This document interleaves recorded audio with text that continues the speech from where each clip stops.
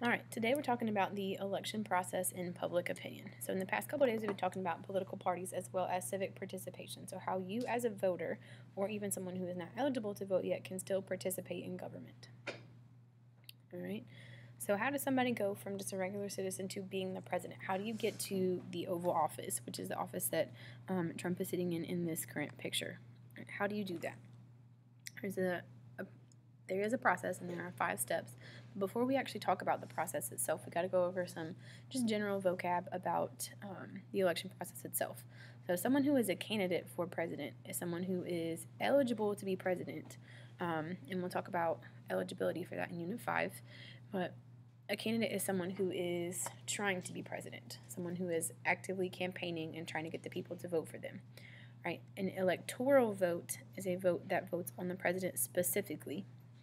Right, so part of your ballot when you receive it is just for the president, and those translate into electoral votes, and then other votes on the rest of your ballot just go into general election. Okay, the Electoral College is not a place that you can go for education, right? But the Electoral College is the set of people who elect the president. Now, a campaign is your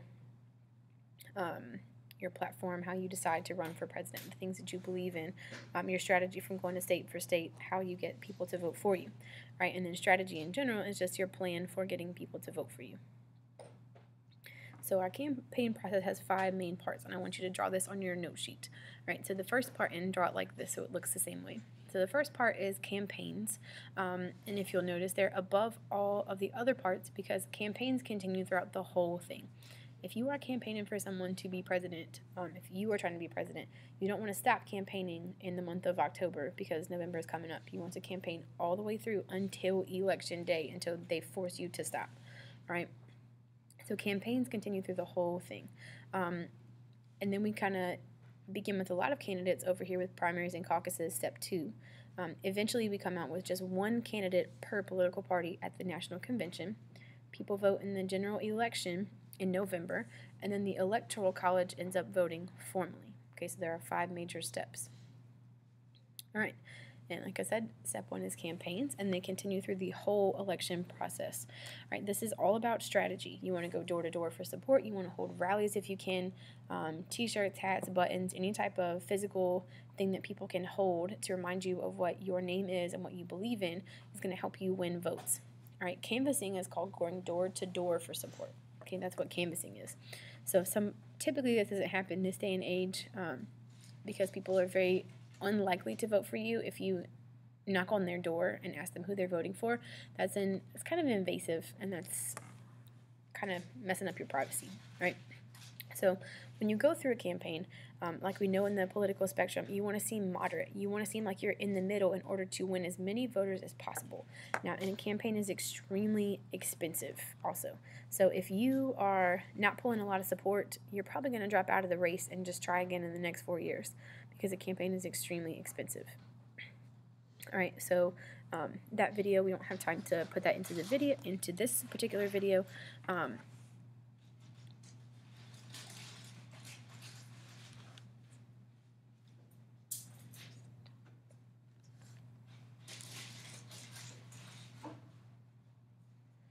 Okay, like I was saying, in the video, they talk about President Obama's budget for campaigning, which was $730 million when he tried to run for re-election in 2012. Okay, that is as much money as Kobe Bryant would make in 24 years in the NBA. 24. Okay, he'd have to pay 24 years to even just pay for the entire campaign process. The average American person would have to work over 14,000 years in order to make that much money. So campaigning is extremely expensive. All right. So all these people, these guys on stage, plus one girl, ended up trying to run for president at the beginning of 2016 after they knew President Obama's presidency was coming to an end. All right, part 2 is primaries and caucuses. Their whole purpose for both of these is the process of voting to narrow down the field. And then the states choose which one they can do. This is a reserved power. Okay, so like we said in this picture beforehand, a lot of people will run for president. I think at one point the Republican Party had maybe 16 or 17 people who tried to run for president at one point in time. And by the end of the whole process, only one of them had enough support nationwide to really be a good candidate for president. Okay? So, a primary is when states physically vote on a piece of paper on a presidential candidate. Now, this is not saying that you want them to be in the White House right then. This is just you saying that you support this particular person. This is like a pre-vote. Okay, so this usually happens anywhere from March until typically June on that election year. So this past year, in 2017, primary started in March on what was called Super Tuesday, which is obviously a Tuesday, which is the day that we vote, and stretched all the way until June to see, and they happened in every single state, either that or a caucus, to see how much support someone had. So if you've gone through 4 or 5 states and you still only have maybe 3% of the vote, you're probably going to drop out because you don't have that much money to spend on a campaign that's not going to be successful, clearly. Okay, there's 2 types of primaries, both open and closed. An open primary means members of any party can vote. So if you go and register, just like if you go get your license, they're going to ask you what political party you want to be registered with. You can choose Democrat, you can choose Republican, you can choose Libertarian, you can choose unaffiliated and not be a member of any party at all if you want to. It's up to you. But an open primary means members of any party can vote in that little pre-vote and put their support for a candidate. Now, a closed primary means that only members of that party can vote. All right, so if you're a registered Republican, you cannot vote in the Republican primary if you are not registered as a Republican. You can't vote in the Democratic primary if you're not registered as a Democrat. North Carolina has what's called a semi-closed primary. So Republicans vote in the Republican primary, Democrats vote in the Dem one. And then if you are any other party besides that, you can choose. All right, a completely closed primary is when if you are anything other than Republican or Democrat, you can't vote at all in the primary. So North Carolina has a semi-closed one. All right, a caucus, instead of being a physical vote on a piece of paper, is more of a instead of like a vote on a piece of paper, is a physical vote with your body. Okay, so a caucus means members of a party. So Democrats get together in one building, Republicans get together in another one, and they meet and split up into the groups based on the candidate they support. So, like if there was a Democratic one this past election, there'd be one group of people who wanted to vote for Hillary, who wanted to support her, and one group who wanted to support Bernie, right? And whoever was in the middle, who was undecided, would listen to opinions from people on either side to say which one they liked. It's kind of like political Red Rover, like send so-and-so right over. This lady right here is standing on a chair in order to try and support all these people over here on this side, in the back if you can see them, that have not yet decided what person they want to support. So primaries are happening, and again, you're still actively campaigning. A real quick side note here, someone who's an incumbent, somebody who's already in office, has the advantage because people know their name. So when President Obama ran for re-election in 2012, he had an advantage over Mitt Romney, the Republican that he ran against, because everybody knows what Obama's name is. They've already been hearing about him on the news or from other people for 4 years, so they already know who he is. So they typically have an advantage. And again, that's someone who's called an incumbent. Right?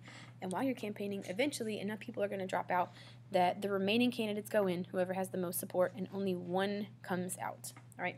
So the National Convention, whoever is the last one standing and has the most support, is officially nominated by delegates. We are not putting anybody in the White House at a national convention. This is someone to be nominated so that their name officially and their vice president's name can go on the ballot. Okay? So they are nominated by delegates. Delegates are people who elect the candidates. They're members of that party. So high-ranking members of the Republican Party are going to go to the Republican National Convention, which this past year was in the Quicken Loans Arena where the Cavs play in Cleveland. And high-ranking members of the Democratic Party met at the Pennsylvania National Convention Center in downtown Philly, and they are the people who have the power to vote on who gets nominated by their party. Right? Basically, it's just a big party for the party. So there's balloons, probably cake, right? But there can only be one. Right? Only one person can be nominated by their party. So campaigns, again, are still going on. Platforms shape up, so how you feel about things might change a little bit, and then where you go in your campaign definitely matters. So a lot of people, like both Donald Trump and Hillary Clinton at some point in time, came to North Carolina because we are what's called a swing state. Right, so we could go either way, either Republican or Democrat, depending on the year. So Florida, Ohio, Pennsylvania, North Carolina, All of those are typically swing states, so we could go either way. Right, and our fourth one is the general election. So after we've nominated someone to be the representative of that entire party for president, people vote in the general election. And we know that we vote on more than just the president. There are many more offices for public government that can be voted on besides the president. It's the beginning of November. It's always a Tuesday because Sunday, historically speaking, is a church day. Monday is a travel day to get to wherever you need to go to vote, and then Tuesday you go and vote. Right, so the Electoral College, the official people in the Electoral College who are high-ranking members of a political party, just like the ones that nominate people, they vote in December. Okay, so here's a ballot. You already know what this looks like. Right, we're going to skip that video for now, and I'll give you the link if you want to watch it. The Electoral College is next. It's one of the 5 constitutional compromises that we talked about in Unit 2 many moons ago.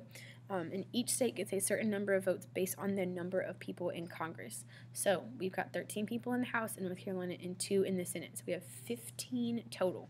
So when we vote for the president, whichever party gets the majority of people's votes, which in this past election was Donald Trump by about 8 to 10%, Donald Trump received our 15 electoral votes, right? And again, I don't know if you'll remember this, but we'll see if you can.